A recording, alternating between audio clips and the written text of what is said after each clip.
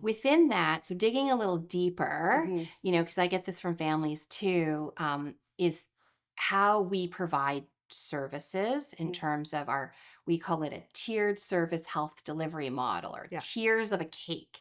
This is a little different than like other Right. professions. If you Right. look at, let's say, treatment professions like speech language, occupational therapy, Hmm. whatnot. So this is something different for families when they're navigating this world. So Yeah. can you help walk if a family's listening right now, or even, people who are new to the field too, Yeah. professionals who may be Yeah. thinking about a field in ABA? Hmm. What are these tiers? How does this work, Joan? My name is Nancy Marchese. I'm a board-certified doctoral level behavior analyst and a clinical psychologist. My goal is to help 2 million children with autism and their families by transforming their lives, and I can't wait to help you too.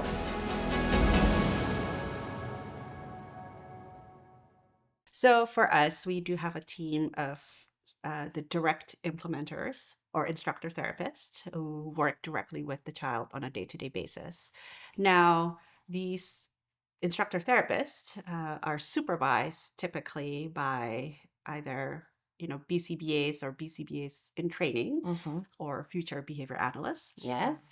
that will be regulated very soon. Yay, in Ontario, regulation. That's Yeah. right. And the team of senior therapists provide that sort of weekly supervision.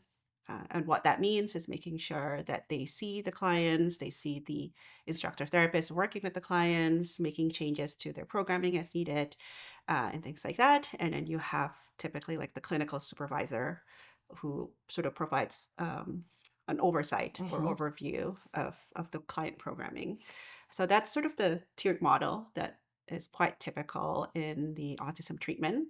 Uh, Yes, good point. So it's not for all ABA. This is very particular for right, autism. Yeah. right. The names might sound different, like in the US or Mm-hmm. even in other provinces, but in Ontario, that's sort of typically what the model would look like. Um, and yeah, I think, like you said, we work closely with families, and I think it's important to always involve families in some of the decision making goals, not on a day to day sort of clinical you know, if there's like a strategy that we want to put Mm-hmm. in. But I think more so on the big goals that families would like us to work on. I think that's always important to involve them, um, and making sure that, no goal is too small or too big. Yeah. Sometimes families might have goals like, I just want to be able to go out uh, together Yeah. as a family and eat at a restaurant.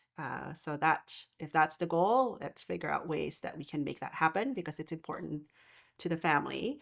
Now, when you think about eating out at a restaurant, might not be the fundamental sort of learning skill Yeah. that you think about, right? But if that is an important family goal, that's what we want to work on. So, There's only so much we could cover in the short amount of time we had today. If you found value in what we talked about, go to breakthroughautism.ca, join our newsletter, and also follow me on my socials.